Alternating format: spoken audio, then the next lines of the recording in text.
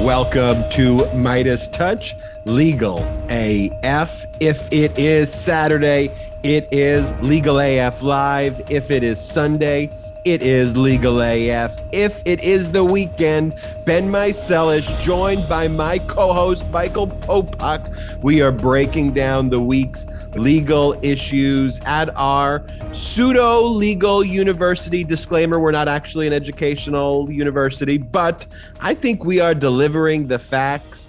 Hard, true, real. You got a gavel, Popok. And for those listening and not watching, Popok's got a two-mic setup, two Popok microphones. I like it. Popok, how are you doing this weekend? I'm doing really great. This is part of my Hanukkah present from your brother Brett.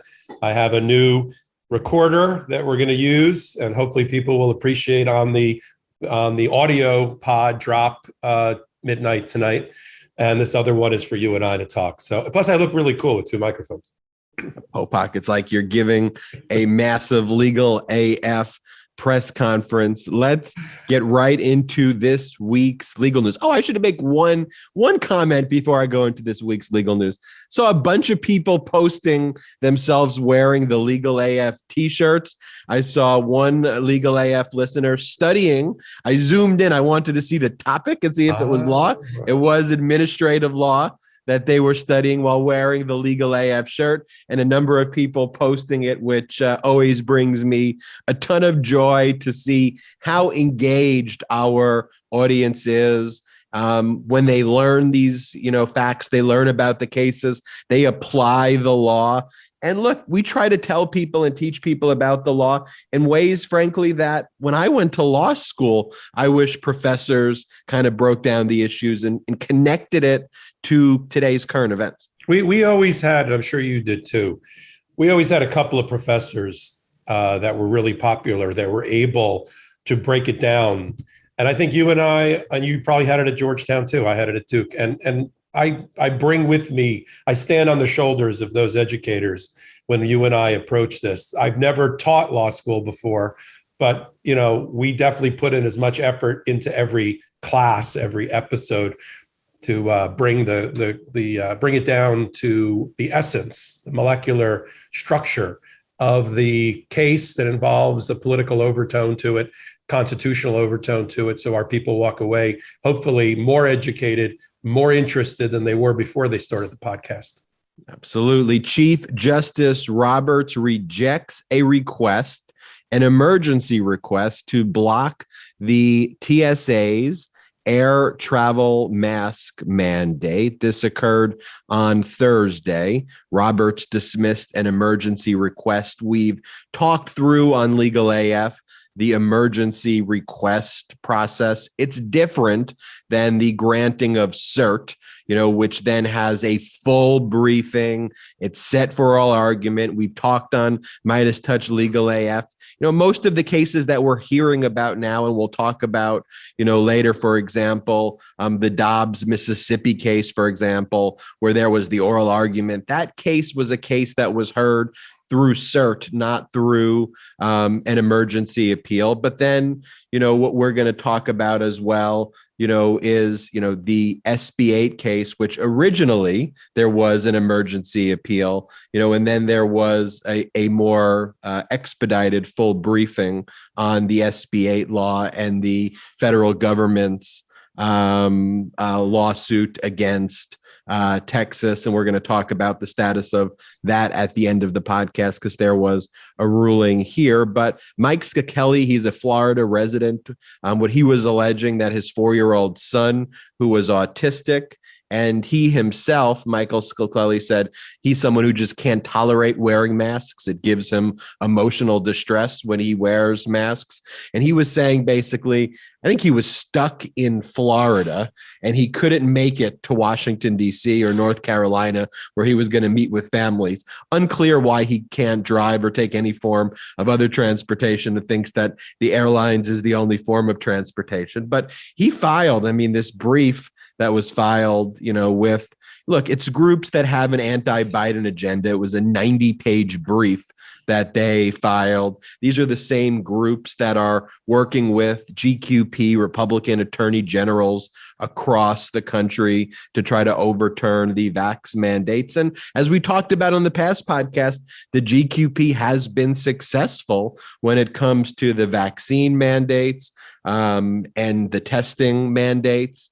But, over here with mask mandates, at least with respect to this emergency request, it was rejected as not being an emergency, basically. All true. Let me try to break it down a little bit more. One shout out. I know he didn't write it himself, but this person who filed on behalf of himself and his autistic child alleges that he did it pro se, which means he did it without a lawyer. I don't know what his background is, but he's either an amazing fast study because he did structure the brief really well. I was sort of impressed by the structure and the writing in the brief, but I got to believe it was ghostwritten by one of these Trump lawyers.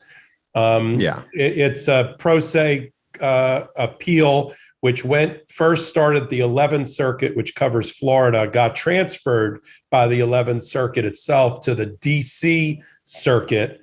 And then he tried a direct appeal to the DC Circuit. There really wasn't a proceeding below. This is almost one of those fast track through appeals where you skip the trial level. And then once he didn't like the ruling at the DC Circuit that would give him relief, and I think he gave the DC Circuit 2 days or 3 days because he had to get on that flight, which was sort of ridiculous. It then went to, and we're going to talk about this in another segment later today about another ruling coming out of the DC Circuit. Again, a reminder lesson. Each circuit has assigned to it a Supreme Court justice or Chief Justice who is responsible for that circuit for emergency applications and to decide at the threshold, at the gatekeeping level, whether that appeal is going to move forward on an emergency basis or not, or it's just going to have to be brought up through what you referred to earlier as the writ of certiorari process, which requires a vote of at least 4 justices to decide to take a full-blown appeal. This is an emergency appeal, and you get what you pay for when you're applying for an emergency application. You get the duty judge, the justice that's assigned to your circuit to decide the issue at the outset. Chief Justice Roberts is the assigned justice for the DC Circuit, which makes sense. It's the circuit that sits in DC. And he on his own, without consultation of any justice, has the power on an emergency application to reject the application and say, no, you're not going to go through an emergency application. If you have any relief, you need to do it through the trial level, through full briefing at the DC Circuit Court of Appeals. And then maybe we'll see you at the Supreme Court if there's 4 votes to do it. And basically what Roberts is saying here is that there is no substantial issue of law that he finds so overwhelming that he has to fast track the appeal, and then he sent it back. So again, I think this is more about a segment giving a lesson about circuit courts, appellate courts, and the justices that sit over them, which we're going to pick up as a thread throughout this podcast. People want to know about Trump's SPAC and the SEC investigation and the FINRA investigation, 2 investigations underway. We've talked about the Digital World Acquisition Company. That's the SPAC. Then you have that merging into the Trump Media Group. And when this SPAC was initially announced, Popok and I pointed out all the idiosyncratic natures, is a nice way of putting it, about the SPAC that made it highly unusual. I mean, number one, the fact that the SPAC Digital World Acquisition Company was buying the Trump Media Group, which just had 0 financial records whatsoever. I mean, normally you're merging into an actual company that has financials, that does audits, that is real, that exists, that has users. I mean, one of the things with this Trump media company, the first goal it's set by November to start beta testing its product, failed. They used open source coding where they were required to credit the creator of the open source code. And what the Trump media group also did was they claimed it was their own code, and they claimed it was proprietary code, which to me would also be a material misrepresentation. And they missed another deadline. They said they had a $1 billion worth of secret investors or institutional investors that they were going to announce last week, along with the launch of the site. And that didn't happen either. At best, Ben, what the SPAC was merging into was the ego of Donald Trump with nothing. It was like they were acquiring Donald Trump with nothing else behind it in terms of metrics that any other investor would use to make any other investment. So there are really two issues that are being investigated separately. On the FINRA front, and FINRA stands for the Financial Industry Regulatory Authority, Popok. They're looking into the unusual trading, which seems to have the pattern of insider trading immediately before the announcement of this merger. There were unusually high volumes of of trades from certain traders before it was announced. And the only way you would know that is if you received material non-public information, which is a big no-no to trade on that. And right, those individuals. Yeah, sorry, because Digital World Acquisition Group had no business at the moment that people were allegedly trading. People talk about penny stocks. Oh, let's take a flyer on this and see what happens. When they graph at FINRA and the SEC, the trading volume, and they see tremendous trading volume before what was supposed to be a secret announcement is finally announced to the public, usually signals somebody is buying in anticipation with insider knowledge. And usually, a SPAC that is successful, first up, SPACs usually trade around $10. Not usually, I'm almost in all cases, $10 a share. And so the fact that started trading, so all these insiders started buying before the announcement, and then the stock shot up at some points at times, around $100 a share, more than $100 a share, 143. I mean, unbelievable. And so those people made massive amounts of money. So FINRA is investigating that, and then the SEC, Popok, they're investigating the timing of when Digital World Acquisition Company, the SPAC, this blank check company, this holding company, if you will, that would be merging into the private company, in this case, the Trump company, and taking it public, when they began having conversations, when they began communicating with each other about this merger, because the time from when the SPAC was created in September to the announcement in October is an incredibly short period of time. The purpose of these SPACs is to do due diligence over a number of months, and you are not allowed to have conversations with your target company about the merger prior to you announcing the formation of the SPAC. Once the SPAC starts trading publicly, then you're supposed to go out as the SPAC, do due diligence on a number of companies for investors to bring it public. So SEC is investigating that, and that was also based off some great reporting at the New York Times. Yeah, I mean, look, the SPAC can, in its own mind, think about what industries, segments, sectors, and even companies that it would like to have as a target if it ever raised enough money through the sale of these $10 units. But it can't disclose that to the investing public, and it can't disclose it to the private placement public entity, the PIPE, PIPE investors who are coming in, because then you're just, the charade is over. You're just doing a public company without all of the required disclosures and protections of the public investor that are required. The biggest problem Trump has right now is twofold. One, he's got Elizabeth Warren, who is on him like white on rice, who wants to bring down that SPAC. And you've got Gary Gensler, who is Biden's head of the Securities and Exchange Commission, who was formerly at Goldman Sachs, who is known as the sheriff of Wall Street, who has decided that he's going to make, because he announced just this past week, he's going to make the regulation of SPACs and PIPEs, which is what I just mentioned, the private placement public entity investor. He's going to make that the focus of his legacy at the SEC. He thinks they need to be regulated. He thinks it's the OK corral now, and anything goes. And he's going to bring discipline, financial regulation to the market to protect the public investor, because who gets hurt?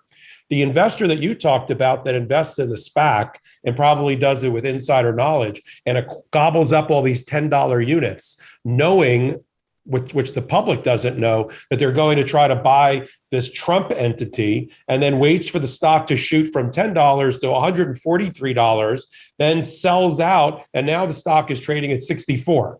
So everybody that lost money between 143 and 64, which is tremendous, and I'm sure there'll be class action lawsuits off of this, is the injured regular public. Trump does not care about the public, the small investor, at all.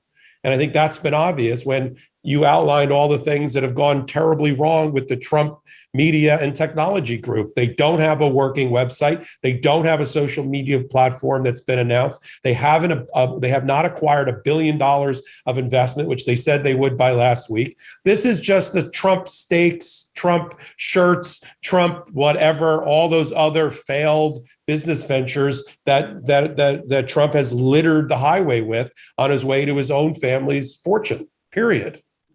Speaking of additional Trump litigation, I mean, the level of bogging down the legal system that the GQP does. The GQP is so entitled. We see it in everything with their challenges of, we talked about it earlier with mask mandates, but on the past Meidas Touch LegalAF, the way they've attacked vaccine mandates and or testing, the way they attack the separation of church and state. They're out there whining about how we need tort reform and how Democrats are supporting trial lawyers. And at the end of the day, you have trial lawyers out there who are doing great work. I mean, not all trial lawyers are doing great work, but by and large, you have great trial lawyers who are the ones on the front lines against the big tobacco companies, holding pharmaceutical companies accountable, fighting for consumers, right? And then on the other hand, you got Republicans and GQPers fighting basically so that Americans have the right to die, to kill Americans under these faux notions of what they perceive their own freedoms to be over the health and security of people, with their lawsuits challenging the vaccine mandate, which I just want to remind our listeners is not a vaccine mandate. It was only a mandate with respect to healthcare workers. And the only punishment was basically, you don't get the government benefit of the Medicare and Medicaid payments if you don't follow this, which again, the Medicare and Medicaid payments is something that Republicans and GQPers are against in the first place, but they're fighting to keep the government benefit that they don't want so that they have the right not to be vaccinated as healthcare workers. I just want to point out the absurdity of that. And then they're against testing in employment settings as well. So they're flooding the courts with this litigation, and Trump's flooded the courts with litigation over January 6th. And we're going to talk about it after. Mark Meadows is seeing that as well. And Mark Meadows is just the worst. Whoever's advising him, though, he's all over the place with his litigation strategy. There's probably a lot of people chirping in his ear because strategy is being too kind in what he's employing. whatever Meadows is doing is wild. But it is. We don't want people knowing about what we did on January 6th. And we are going to use every legal measure, every legal maneuver to stall and delay and try to not allow the January 6th committee to do his job in hopes of a Republican taking over the House and dismantling the committee. Popok. So two quick observations, then we'll talk about the Jan 6 National Archive case, which just came down firmly against Trump yesterday. First observation is what you and I are observing over the last now 37 episodes of LegalAF which is, as I mentioned to somebody recently, our show is episodic. It has an arc, and you follow all, and you learn, and one builds on the other. We're not just a standalone podcast where, you can just tune in for this episode, but it's building on now 36 episodes and discussions and analysis that we've given. And one thing that we've made clear is the Republican strategy now is just reaping what they sowed 30 years ago or more with the Federalist Society and Mitch McConnell's plan to put as many Federalist judges on the bench as possible at every level of the federal court, from the trial court level to the Court of Appeals or the appellate division, the appellate circuit, all the way to the U.S. Supreme Court. And he has done it methodically while the Democrats slept, while we complained and wrung our hands about our presidential candidate. Mitch McConnell was chopping wood every day for the last 30 years and stacking it up as federal judges. And when you have the home court advantage, or you think you do, then you're ready to go after a sitting president like Biden and try to pin him back, hamstring him, undermine him and his administration values at every turn by flooding, as you just talked about so eloquently, flooding the court system with cases that you think there is a receptive federal judge on the other side for. They never would have done this 30 years ago when the bench was more equally divided between Democrats and Republicans. But now they have the home court advantage. There's an extra man on the court, and it's them. And so they're like, screw it. All those sort of things that you and I were like, they're never going to get abortion overturned in our lifetime as a constitutional right. They're never going to get religious schools paid for by taxpayer dollars. They're never going to undermine the Establishment Clause. Everything that was on the Republican wish list and the conservative or right-wing wish list for the last 30 years is now, we're watching it. This is the assault on the courts with the friendly federal court judges there, Republican, and they're pushing their entire social agenda now. We're just watching it. Our mouths dropped open, but that's what's happening. And so fortunately, there are some judges, like the 3 judges on the DC Circuit Appellate Court, who upheld Judge Chutkan's decision that Biden, combined with the Congress, with in the form of the Jan 6 committee, has the power and the right to waive executive privilege and to have all of the relevant, not everything that Trump did, but all of the relevant documents and information turned over to the National Archive related to the Jan 6th insurrection rally and planning, pre and post, and the election overturning activity of Trump or election fraud claims of Trump is fair game and proper for the special committee to review.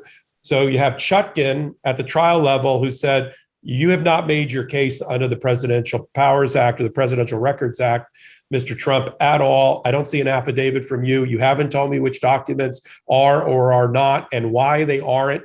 Or shouldn't be disclosed at all. You haven't met your burden. Then got taken up on appeal with a 3-judge panel at the DC Court of Appeals. And I want our listeners and followers to keep an eye on one particular judge on that panel, Ketanji Brown Jackson, because I think if Biden gets a pick, she may well be the next Supreme Court justice, and she'd be the first Black woman to ever be on the U.S. Supreme Court, and she's part of that panel. The issue was, for the 3-judge panel, which they did on an expedited but complete briefing and oral argument, whether Trump had met his burden, a substantial burden, to overcome the Presidential Records Act and the presumption that the sitting president, Joe Biden, his calculus as to which documents should and should not be given to the Jan 6 committee should overcome a former president in that analysis. So first they said, listen, we're not going to even touch whether a former president can ever overcome the presumption that the sitting president's decision-making is correct, because you, Mr. Trump, have not done your duty to meet your burden to prove at all that you have a right, that you have documents that need executive privilege, why they need executive privilege, as the Jan 6 committee looks at why there was an attack on the legislative branch trying to facilitate the orderly transition of government, which is fundamental to our Constitution. And one last thing, Ben, I mean, this was breathtaking in its analysis, the 68 pages. It was written by Judge Millett, Patricia Millett, an Obama appointee, as part of the panel. And in it, she said a quote that I've repeated on Twitter, which is a quote from Ben Franklin, who after the Constitutional Congress was asked by an onlooker or a friend of his, do we have a monarchy or do we have a republic, Dr. Franklin? To which he responded, a republic, if you can keep it, meaning the burden is on us as citizens, as participants in democracy to preserve the republic. And these judges believe that Jan 6 was such an existential crisis, such an attack on our democracy and our republic, that Trump's going to have to do a lot better than saying, oh, I was the former president, I get to have unilateral control over my documents. Not happening. Now, one last thing, just so we can keep track for updates. The panel, the 3-judge panel, did stay the order for 2 more weeks. So people might be saying, oh, turn them over right now. Get those National Archive documents over to Benny Thompson at the Jan 6 committee. That's not going to happen. There's a 2-week stay starting Friday to give Trump time to take an emergency application to Chief Justice Roberts to decide whether he's going to get an emergency injunction in place. So it's up to Roberts to decide at the outset whether there's going to be a fast track appeal here or not. And we're going to have to wait and see whether he decides, no, I'm going to reject it as the sitting duty judge for this circuit, or he opens it up and looks for 4 votes to take it up on a fast track appeal like the SB 8 abortion case. We'll have to sit and wait, and you and I will follow and report. 2 things I want to read from Judge Patricia Millett's ruling, writing for the D.C. Circuit Court of Appeals. Quote, the executive privilege for presidential communications is a qualified one that Mr. Trump agrees must give way when necessary to protecting overriding interests. The president and the legislative branch have shown a national interest in and pressing need for the prompt disclosure of these documents being that tranche of National Archive documents surrounding January 6th. The court goes on to say, quote, the events of January 6th expose the fragility of those democratic institutions and traditions that we had perhaps come to take for granted.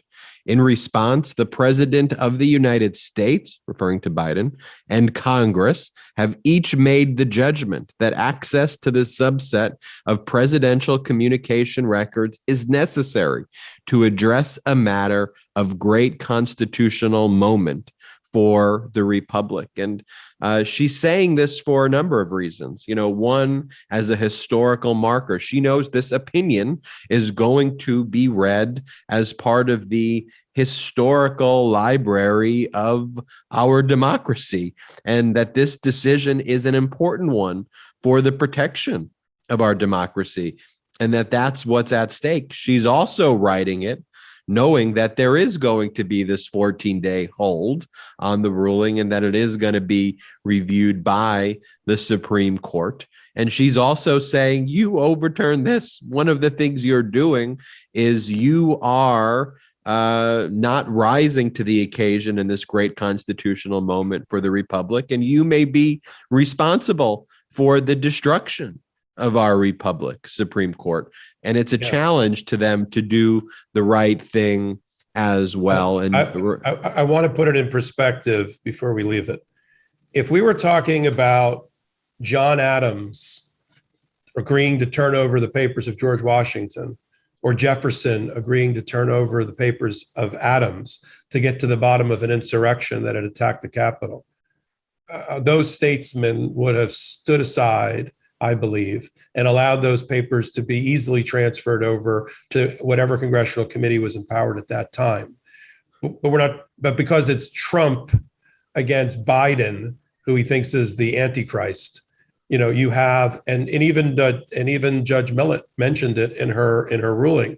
She said a lot of presidents just step aside in this type of investigation and don't even try to make the court determine the balance between, which tips substantially in the favor of the sitting president. Let's leave our listeners and followers with no doubt. That thumb is on the scale automatically under the Presidential Records Act and constitutional analysis in favor of Joe Biden.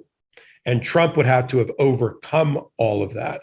And then the last thing is, it's clear that I don't even think Trump thinks he was going to win this one, because once again, he didn't submit an affidavit or a declaration on his own behalf at all. So the court had no problem in saying that Trump had not made an insufficient showing or there wasn't enough. This is the quote from Millett. There was no basis provided by Trump to prevent the National Archive turning over this material to Congress. None at all. And we've seen this before with even like Rudy Giuliani got disbarred because he didn't file an affidavit that properly supported any of his claims. Trump's lawyers, if you and I were handling the case for Trump, we'd be like, hey, Donald, we got to make an affidavit. We got to go document by document through all of the documents that you claim are privileged by executive privilege and tell the court why. In fact, the court in its order said, Trump, you got it backwards. It's not up to the court to go through a stack of documents and determine when or if the privilege should be applied. It's up to you to tell us what you think is privileged, and you have not met your burden. I think Roberts either turns this down, and even if it went to full briefing, I think even this Supreme Court would turn these documents over to the Jan 6 committee. That's my prediction.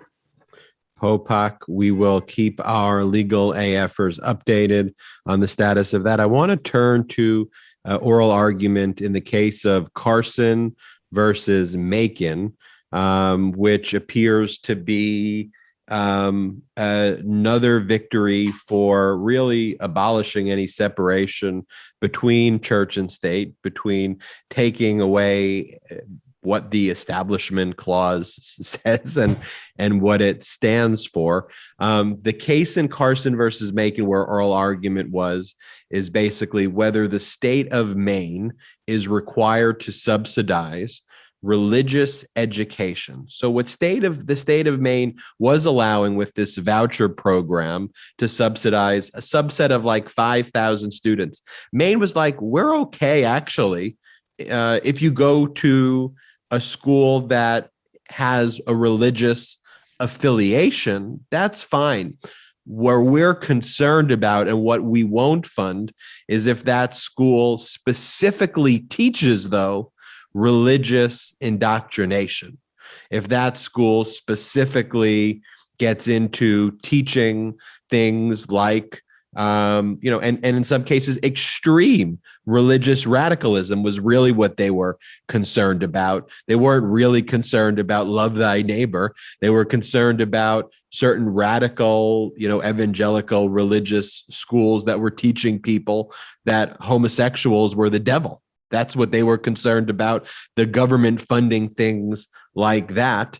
And what the Supreme Court appeared to be indicating in this oral argument is that they were saying, Maine, do not discriminate against those religious schools that say you can discriminate against homosexuality. That's who we're concerned about. We're concerned about you as a state discriminating against those schools. When I look back at the history of all of this, Popok, and I know you have strong feelings here, you look at a case like Everson versus Board of Education in 1947, where the country understood the separation between church and state. And in that case, it was no tax in any amount, large or small, can be levied to support any religious activities or institutions, whatever they may be called, or whatever form they may adopt to teach or practice religion. They understood it. It's clear. There's a separation of church and state in it. It's great. If you want to practice religion, go for it. That's something that we're all supportive, but just not with government taxpayer dollars. That line of cases was effectively abandoned in the case Zellman versus Simmons Harris in 2002, in which a 5-4 court there basically said that it upheld this pilot program in Ohio that provided tuition vouchers for funding private education, including religious schools. But here, the issue went a step further. It was not just the religious schools, which Maine was fine with funding. It was religious indoctrination and government funds going to that. Popok, I know you had very strong feelings when you were watching or you were listening to this oral argument. Yeah. Well, let's back up a bit and talk a bit about the Establishment Clause, because everybody throws around the term separation of church and state, but like, where does it come from? And that's part of what we do on LegalAF. So the Establishment Clause and the Free Exercise Clause of the First Amendment, combined with Article 6 of the U.S. Constitution, and the Establishment Clause reads, Congress shall make no law respecting the establishment of religion or promoting the free exercise thereof. And how do we know it's separation of church and state? Because Thomas Jefferson, right, who is involved with one of the founding fathers and framers, is on record, and it's been cited in prior Supreme Court cases as saying that this means that there is a separation of church and state. And there's a case from 1879, Reynolds versus US, in which Jefferson's comment is taken by the Supreme Court as the authoritarian declaration of the separation of church and state forevermore. That's where the phrase comes from. Now, there's been, as you started to reel off, a dozen or more cases since the 1800s, all the way through 2020, about religion in schools and taxpayer dollars. And so we like to think as laymen when we talk about it, or as lawyers when we talk about it, that there is a hard and fast giant wall, impenetrable, between church and state. But it's almost like the wall a little bit in Game of Thrones. It's very protective, but one day it can come tumbling down. And what we're seeing is a chip away at that wall by not just this Supreme Court, because they're just carrying the ball forward from other cases. So you mentioned one, Zellman versus Simon Harris in 2002 by a 5-4 decision, which upheld, and that one it upheld payments to provide vouchers related to religious education. In 2020, they even got even closer. And that's when, we had the, not all of the current justices on the Supreme Court, but many of them, Coney Barrett hadn't joined yet. But in Espinoza versus Montana Department of Revenue, the Supreme Court ruled that a state could not exclude a religious school from tax credit because of its religion. Sort of, that's the beginning of the end of what we always think of as an impenetrable separation of church and state, because that court found it was okay to use tax dollars or tax credit to support a religious institution. So the current supermajority right-wing Catholic voters on the Supreme Court, now led by Amy Coney Barrett, Thomas Alito, Kavanaugh, and Gorsuch, have, based on the oral argument, seem to be taking this even a step further. So in Maine, it's sort of unique. There's not a public school near the parties to this case where they can send their kid to public school. So they have to send their kid to private school, and in this case, a religious school. And the question is, can they participate in that tax credit voucher system if their only choice is to send it to a religious school, even if the religious school is inculcating the values of that religion? It's teaching kids to be Catholic or whatever, Christian sect, or Jewish, I guess, if there's one in Maine. But the problem that this current supermajority on the Supreme Court has is that the Maine law says we will give you this voucher money, but we won't if part of what you are doing is inculcating religious doctrine in your school day to your children, to the students. And, that's the part that gave the 6-3 majority heartburn during the oral argument, which is sort of like, who are you, Mr. Bureaucrat at the school board or the state? Who are you to decide whether there's too much religion or not enough religion? We don't like that. You're supposed to be sort of neutral in this. This is the new thing the Supreme Court supermajority is doing. They're saying, oh, the Constitution is neither pro-abortion or anti-abortion. It shouldn't be pro-religion, but it shouldn't be anti-religion, ignoring all the precedent about the separation of church and state when it comes to religious funding for religious schools. But this is the Federalist Society approach to every problem. We're just seeing it writ large during oral argument. So my gut is they're just going to take the ball from Espinoza v. Montana Department of Revenue in 2020. And now they're going to say, in Maine, if you have a situation where there's no choice but to send a kid to a religious school, no bureaucrat can tell you how much religion or not enough religion is in that program before we're going to allow taxpayer reimbursement. And that's just going to be the law based on the oral argument. I'd be shocked if there's any changes when it goes into conference. But really what they're doing is, this is not the landmark case, the way Dobbs is in potentially abolishing Roe v. Wade.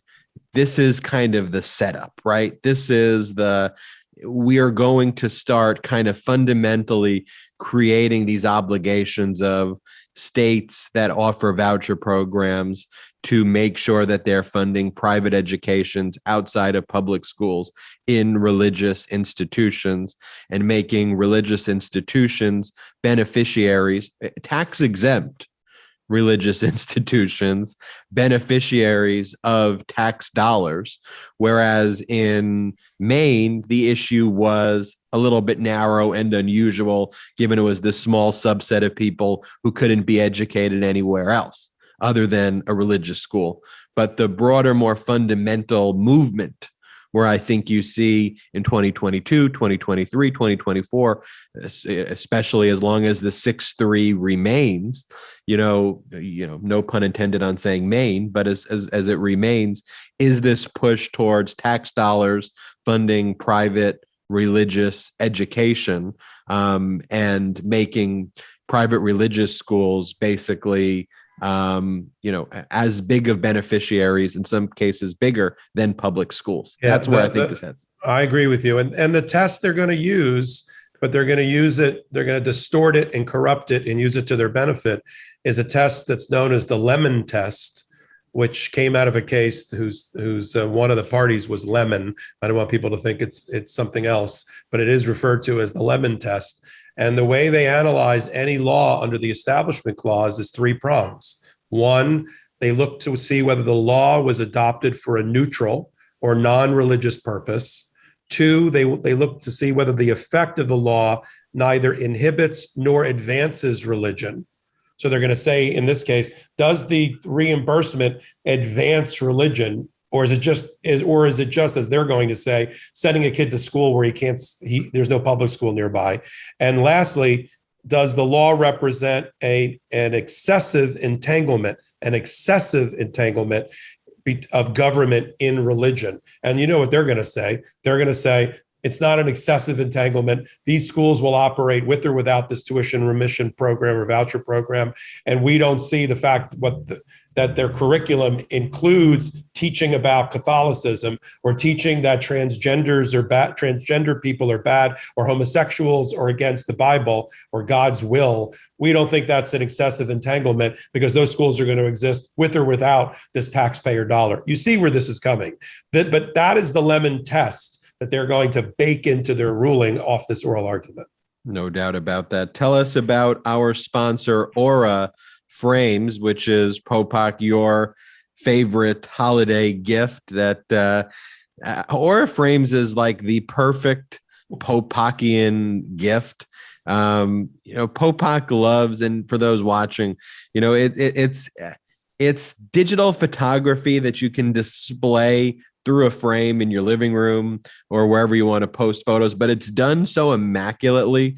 Like, I saw these products we talked about at Popok before, like a few years back, they had these like digital picture frames, and even Terrible. recently they just weren't good. Like I bought one of them and it was crappy photos, but like this is really good. I have mine, in the kitchen with photographs, but Popok, the day you got yours, you started loading the photos like day one, and like all you do is talk about it. So tell our listeners why they need to buy Aura frames for this holiday season. I mean, I have a lot of toys in my life, but like this wasn't one of them, a digital frame. And I had friends that got one. I remember when a friend of mine got one, not Aura, a dinosaur version of Aura, like 15 years ago, and his wife loaded all the kids' photos in it. And I thought it was sort of interesting. He told me it was really cumbersome to use, and he probably was never going to load another photo in it again after he got the original set from his wife. And so I don't think that's where we're going. But you have all of these pictures. I'm sure everyone in our audience has thousands of photos in the cloud or on their phones. And you occasionally look at them, you think they're interesting, or you put them up on Instagram once or Facebook once, and you never look at them again. But I like the days of the old photo albums and big collections of photos inside of Ziploc bags that my mother used to give me. And we've lost that. And Aura Frames has now digitized all that in a really easy and efficient way, which makes you able to see all these photos that you were so intent on taking at the moment, right? You couldn't wait to get that perfect shot, or that family, get Uncle whatever in the photo with you, get the dog's expression just right. And then, you set it and forget it, never saw it again for years, unless something came up or Facebook popped it up in one of its reminder pages. But now you just have it cycling all day long. And it does bring a smile. I have it right by my phone. So like when I'm mindlessly on the phone on something, I can at least look at something that's interesting, and I check off in my mind, oh, I like that photo. Oh, I remember that experience. I was just at a holiday party here in New York, and from the holiday party, a couple of pictures that we liked, we shot right to the frame. Somebody sent me a photo of my mom and dad from 1964 that I had never seen. It was from a bar mitzvah of a cousin, and it was a beautiful photo of my parents, and my dad has passed. And I love that photo, and I cleaned it up and I shot it right to the frame. And then when I came into work today to do the podcast with you tonight, there it was on the frame. I really like this product a lot. So it was one of Oprah's favorite things for a third year in 2021. For me, more importantly, it was on Popok's favorite things. Get some great deals now. Go to auraframes.com, AURA frames.com. Listeners, use the code, and watchers, use the code LegalAF and take $30 off Aura's best-selling digital picture frames. That's Aura, AURA frames.com. Use the code LegalAF and take $30 off Aura's best-selling digital picture frames. Popok, what in the world is Mark Meadows doing here? He's lost the meadows for the trees. Just scary that somebody, one who's shows just the worst judgment, someone who's like an idiot, being the chief of staff to an idiot, but I guess likes attract likes, and it's no wonder that Trump allowed this idiot to be around him, because Trump's a moron, and they both probably complimented each other. I mean, so we talked about on the last LegalAF podcast that Mark Meadows, through his lawyer, appeared to be cooperating with the January 6th. Cooperation's maybe not the best word, but what they were at least agreeing to do was to turn over certain records that did not involve the claim of executive privilege, and to sit voluntarily, although under threat of contempt. So not sure how voluntary that that would be, but they wanted to frame it as, hey, we're going to voluntarily talk to the January 6th committee, and that they would assert objections on the grounds of executive privilege where executive privilege applied, meaning communications directly with Trump in the White House that relate to all the things that executive privilege covers. But on areas where executive privilege is either waived, it doesn't exist, where executive privilege doctrine doesn't apply, you'd have to answer those questions. And so an example of where executive privilege doctrine wouldn't apply when you're not talking to the executive. So when Meadows was communicating with other congressional people, other whack jobs as part of the Stop the Steal insurrection movement, all those people, that's not executive privilege. And so Mark Meadows turned over records. He turned over, apparently a PowerPoint presentation, which basically showed the steps of how they were going to engage in the insurrection. Overthrow of a government in one easy PowerPoint deck. So they turned over those records already. He turned over text messages between Meadows and congressional aides talking about how they were trying to work with state legislatures to get alternative electors in there, to which Mark Meadows replied, quote, "Love it." And that's just kind of the tip of the iceberg.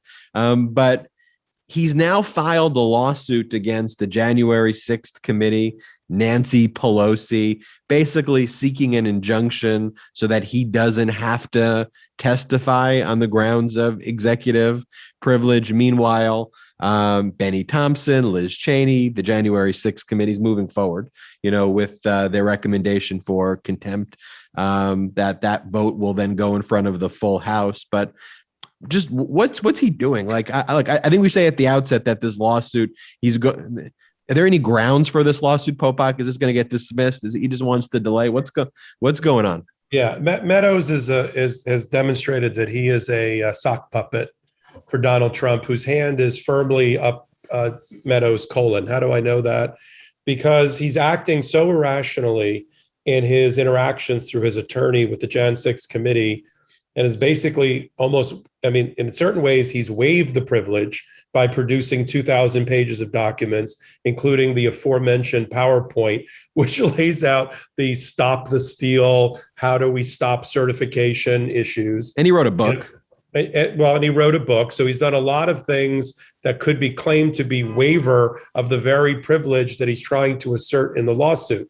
Another thing I want to put on the radar of our listeners and followers today is the importance of the National Archive appeal case that you and I talked about 2 segments ago tonight, because a lot of these defendants or future defendants in the congressional criminal contempt case, like Bannon, soon to be Meadows, Clark, Eastman, a lot of them have said, let's see what happens with the civil case on the Jan 6 National Archive thing and how executive privilege plays out there. And, I shouldn't be forced to testify until that gets played out. Well, that's getting pretty played out given Friday's ruling against Trump, where executive privilege has been improperly asserted. So, this thing they've been standing on, this house of cards they've been standing on, let's just wait, let's just delay, let's see what happens in that appeal and this appeal. All these things are going terribly wrong for them. So as you mentioned, Meadows probably waived his privilege throughout his memoirs that he published last Tuesday. He's probably waived aspects of the privilege related to the production of documents that he's already done. And the courts are pretty clear. You can't use the privilege as a sword and a shield. You can't waive part of it and give the ones that you think are beneficial to you or don't show anything, and hold back the ones that the Jan 6 committee really wants to get its hands on by claiming privilege. Can't do that either. So now he's running out of exit ramps. And so the last one is, let's try to go to a court and try to hope we get a Federalist Society judge to make a ruling here. So they file, but they have to file in the DC Circuit, because that's where everything here resides. They can't run out to Texas or the 5th Circuit or the 11th Circuit. They got to file in DC Circuit. Now, I haven't seen, Ben, have you? And I looked right before we started podcasting tonight. I haven't seen which judge has been assigned to the case. Have you? I've not seen which. I'm not sure it's been announced yet. It may be Monday or Tuesday, and then we'll tweet about it and talk about it next week. But whoever is assigned to it, the lawsuit, which says I should not be subjected to the congressional committee's investigation, because they're way outside their boundaries of their authority. That's not gonna happen. That's not gonna work. And secondly, I have legitimate issues related to the exercise of executive privilege. And if I'm made to testify, or then I'm being put through a kangaroo court for no reason. But that's not what Benny Thompson and Liz Cheney has told him. What they've told the lawyer is, come in, testify. And if you have a proper application of the executive privilege, make it on the record and we'll assess it at that time. But you don't get the right to do a blanket assertion of the privilege without and just say, I'm not coming in because I used to be the chief of staff. That's not the way that works. So he'll probably lose. We'll see which judge he gets at the DC Circuit Court trial level.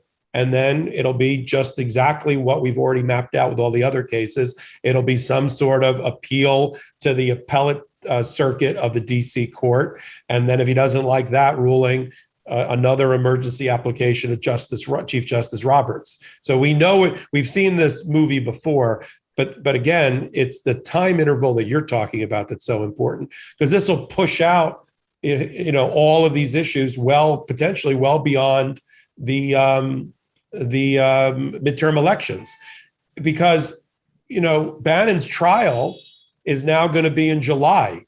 So, and look how long it took us to get to that point. They haven't even voted on contempt yet. Congress hasn't, against Meadows, but that's coming. And then a criminal referral. So that he's trying to muddy the waters for the Department of Justice when they get the criminal referral from the House, and he's got this lawsuit out there. He thinks that he may brush them back from the plate and they may give pause and not decide to criminally prosecute, waiting for the results of the court. And he may be right. We have to really, you and I have to watch really carefully so that we can explain it to our listeners about the next steps. But he's done a lot of weird things leading up to the lawsuit. If he was going to file the lawsuit, he should have done it 3 months ago and not produced anything, and certainly not talked about Jan 6 in his memoirs. It's one of the extra kind of dastardly things about this Trump administration is this additional trauma of now trying to gaslight the nation and extend deadlines and just totally destroy all democratic institutions post the insurrection. I mean, all of this conduct that they're engaged in with these boguses assertion of executive privilege over a Jan 6th insurrection and then trying to delay it to erode our democratic norms is truly something that's unforgivable. The other option that Mark Meadows can avail himself to as well is he could invoke the Fifth Amendment. And if you want to think through, he could show up, invoke the Fifth, not answer any questions, and then just leave. But even if you invoke the Fifth, at a criminal proceeding, you don't get to say, I'm not even going to show up to court. That's essentially what Mark Meadows' lawsuit is saying. He's trying to convert a qualified privilege, not an absolute privilege, a qualified privilege that is the executive privilege, which is supposed to be about deliberations within the executive branch to try to protect those solemn conversations between a president and another person that he works for him for national security reasons. So that's like the whole purpose behind the executive privilege to begin with. He wants to basically convert that into the Fifth Amendment, which is I don't even have to answer any questions, to against my right against self-incrimination. That's not what the executive privilege is. But even if it was like the Fifth Amendment, you think about it, everybody listening, the criminal doesn't get to show up and say, hey, I'm not going into court right now. I'm going to plead the Fifth. You're making me show up to invoke the Fifth? I'm not even going to do that. You're harassing me. I'm going to file a lawsuit against you. And I'm going to file a lawsuit that says I don't even need to show up in your proceeding to invoke the Fifth. That's how absurd this lawsuit is, trying to put it into those terms. And it's different, just to give clarity to our listeners. It's different than when a criminal defendant asserts his Fifth Amendment right not to take the stand and testify in his own defense. That's different. This is a civil proceeding being conducted by the House. The only criminal component of it is a criminal contempt if you don't testify in the civil proceeding of the House. So the House, if you're in a situation where you're in a civil proceeding, yes, you can assert the Fifth Amendment, but there's two qualifications to that. One, as you mentioned, Ben, you got to do it question by question, and it can be challenged. You can actually go to a judge and say, look, there's a series of questions here for which this witness has asserted the Fifth Amendment privilege, and the judge can say, no, it's not likely you're going to be prosecuted, or you don't have a reasonable likelihood you'll be getting prosecuted for a crime, or other factors that go into Fifth Amendment analysis. And then the judge may order you answer the question because it's an improper assertion of the Fifth Amendment. That's one thing. The second thing is, in a civil case, and we've talked about this once before, there is a adverse inference that can be assigned in a civil context if you take the Fifth Amendment. So you can go to a civil case. O.J. Simpson can go to a civil case where he got sued and refuse to testify every question that's asked of him. Did you kill your wife? Did you hide the knife? Did you hide evidence? Did you try to witness tamper? And he can assert the Fifth Amendment. I assert my Fifth Amendment right not to answer on the grounds that may incriminate me. But the jury can take an adverse inference and almost hear guilty, guilty, guilty, guilty every time that question is answered. So Fifth Amendment application in the civil context is different than in the criminal context, where there can never be an adverse finding against the person asserting the Fifth Amendment. So we've got that going on within this civil proceeding of the House. Absolutely. And then finally, Popok, I want to talk about the Supreme Court's finally ruled on the Texas bounty hunter law, SB 8. There were 2 lawsuits against this SB 8 law that were ruled on in the district court, then subsequently ruled on in the Fifth Circuit Court of Appeals, and then taken up by the United States Supreme Court. One case was brought by clinics that assist in the performance of abortions. The other case was brought by the United States Department of Justice against the state for enacting that law, and that was against the clerks and judges seeking an injunction to stop SB 8. So basically what the Supreme Court said, and it's a weird ruling. It basically says that we will allow, because it was never an issue about whether the SB 8 would be struck down or not. That was really not what was at stake. I guess the question was, could their SB 8 be challenged, and could SB 8 be implemented in the way it was? Basically what the Supreme Court held is that SB 8 will remain in effect. SB 8 is not going to be abolished, but it can be challenged, in limited ways. Not the way the federal government was seeking an injunction on it, but it can be challenged on, through lawsuits against licensing agencies that could potentially revoke the licenses of doctors who are performing abortions, but that you can't go after the clerks, you can't go after Texas judges, you can't go after really anybody else in Texas. So, I mean, what does it mean? It's a bit confusing, Popok, but I think at the end of it means that SB 8 remains in effect in Texas. So that horrible abortion law remains. No one is, the federal government is not able to basically stop that law from going into effect. But to me, Popok, it's a very sinister ruling in a way, because it kind of shifts the burden on once a woman or doctor or somebody is sued under the SB 8 scheme, once they're targeted by SB 8, like they're able to challenge the law, but they have to kind of go through the ordeal to challenge that law within the federal system. And mind you, this is while you have the Dobbs case that we talked about last week that's seeking to overturn Roe v. Wade. And so to me, what the Supreme Court was really doing here is basically saying, we'll let you challenge SB 8 in a reactive way. We'll allow SB 8 to have its chilling effect to basically prohibit all abortions after 6 weeks in the state of Texas. We'll allow you to challenge it. Good luck. That'll take several years. In the meantime, we're working on Dobbs. That's going to probably overturn Roe v. Wade, which is probably going to make the SB 8 law moot anyway. That's how I see what they really did here, but you could break it down a little better. Okay, I don't disagree with your analysis, but let me make a little more molecular, because it has baked within it, in the decision.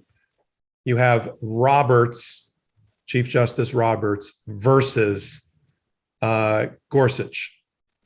Those are the exact two justices you and I talked about during SB 8 and during Dobbs versus Mississippi that we said would be the key to whether the pre-viability right to a constitutional right to an abortion is going to survive or not. Chief Justice Roberts, in this decision from yesterday or the day before yesterday, in his dissent, in his partial dissent, that was joined by the left wing or the Democratic wing of the Supreme Court, Kagan, Sotomayor, and Breyer, so 4 votes on a partial dissent, said without reservation that the Texas law violates the constitutional right to an abortion established by this court, by the Supreme Court, and did it in a way improperly to do an end run around the ability of the Supreme Court to exercise its primacy in the area of constitutional interpretation, citing, as our listeners and followers know well from me and you, Marbury versus Madison from 1807, which is the case that established the role of the Supreme Court once and for all as the body of the 3 branches that declares and says what the law of the country and the nation is. He didn't mince words. He wrote it plain and clear. He got 3 other people to join him, and that was throwing down the gauntlet in advance of the decision in Mississippi, the Dobbs case, and his effort to try to get one more vote over to preserve the constitutional right to an abortion. He failed yesterday. He failed to get that 5th vote that he needed to tear down the Texas case, the Texas ban of 6 weeks now, while we wait for the summer decision in Dobbs versus Mississippi on the fundamentals. He was unsuccessful in his attempt, and it was a real attempt in a sharply worded dissent, which I'll post, to try to get, I presume, Gorsuch over to his side. Instead, Gorsuch wrote the majority opinion, which basically said, this is a procedural issue only. We are not going to rule on the merits of the SB 8 6-week ban on abortion. We're not going to sully ourselves at this moment while we're deciding Mississippi's case for the summer on the merits. So we're okay. There's at least 6 people, no, sorry, without Roberts, 5 people on a majority on the U.S. Supreme Court that thinks it's okay that there won't be one abortion in the state of Texas between now and next summer, even if they ultimately find, because Roberts is able to get Gorsuch over or somebody over, that there is some sort of constitutional pre-viability right to abortion left. If there is that left, what have they done in this dastardly way that you've identified? For thousands and thousands of Texas women, this won't matter because they will have had the baby already. That's how many months out this is. And they don't care. This is the callousness that Roberts pointed out in his dissent when he said, this is an institution that is supposed to declare what the law of the land is under the U.S. Constitution, and we are abdicating our responsibility to do that. And oh, by the way, the law of the land is Roe v. Wade and Casey. And are we going to let the states do an end run around us and ignore us as the sitting body of the co-equal branch of government? Yes or no? And right now, 5 people on that Supreme Court are like, yeah, we don't really think it's that big of a deal. My biggest issue with this and reading the tea leaves is Roberts, as we've said time and time again in the last 37 weeks, has lost the control of the court. He is basically a chief justice in name only. He is not shaping result in the important social issues that matter, and he is losing his hold as that tug of war, that piece of cloth in the middle of the tug of war gets pulled and yanked over to the supermajority side on issues of importance. Now, I want to ask you something. I saw in Slate magazine, I thought it was a very good hypothetical, that if Roberts wants to preserve his legacy, because up until this moment, his legacy, one of his legacy was, and I think he was proud of it, was having Obamacare survive twice. If this goes awry in the summer, he will forevermore be the Chief Justice that let a constitutional right go out the door the first time in 150 years. If he doesn't want that to happen, there is a strategy. He is 66 years old.